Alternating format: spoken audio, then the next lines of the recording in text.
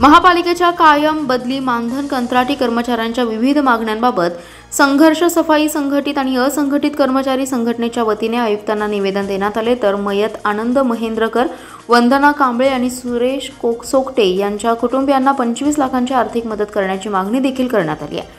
संघर्ष सफाई संघटित आणि असंघटित कर्मचारी संघटनेचे प्रदेशाध्यक्ष महेश कुमार कांबळे यांनी निवेदन दिले। यात म्हटलंय की कर्मचाऱ्यांच्या आणि त्यांच्या कुटुंबियांच्या सुरक्षेसाठी अपघाती विम्याची रक्कम पगारातून कपात करण्याचा निर्णय घेऊन महापालिकेने ती जमा झालेली विम्याच्या हप्त्याची रक्कम विमा कंपनीकडे वर्ग करावी।